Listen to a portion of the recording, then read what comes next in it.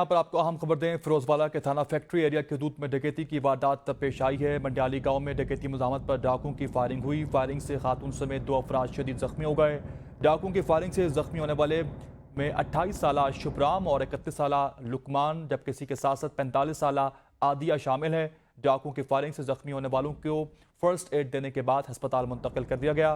شہریوں نے وزیر اعلیٰ پنجاب آئی جی پنجاب سے فوری نوٹس لینے کا مطالبہ کیا ہے۔ آپ کو آگاہ رکھے، منڈیالی گاؤں میں ڈکیتی مزاحمت پر ڈاکوؤں کی یہ فائرنگ کا واقعہ پیش آیا ہے اور فائرنگ سے خاتون سمیت 2 افراد شدید زخمی ہو چکے۔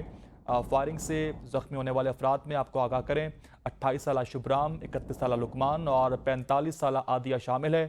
ڈاکوؤں کی فائرنگ سے زخمی ہونے والوں کو فرسٹ ایڈ دینے کے بعد ہسپتال منتقل کر دیا گیا۔ شہریوں نے وزیر اعلیٰ پنجاب آئی جی پنجاب سے فوری نوٹس لینے کا مطالبہ کیا ہے۔ آپ کو آگاہ کر رہے فیروزوالہ میں یہ ڈکیتی کی واردات سامنے آ رہی ہے۔ مزید تفصیلات جانتے ہیں، اپنے نمائندے اپنے ہمارے ساتھ موجود ہیں اس وقت مقصود بخاری سے۔ مقصود، آگاہ کیجیے گا فیروزوالہ میں پیش آنے والی اس واردات کے بعد اس جو فائرنگ کا جو واقعہ پیش آیا اس حوالے سے۔ جی بالکل، تھانہ فیکٹری ایریا کے علاقہ میں سرعام ڈکیتی اور چوری کی وارداتوں کا سلسلہ درندے کے ساتھ جاری ہے۔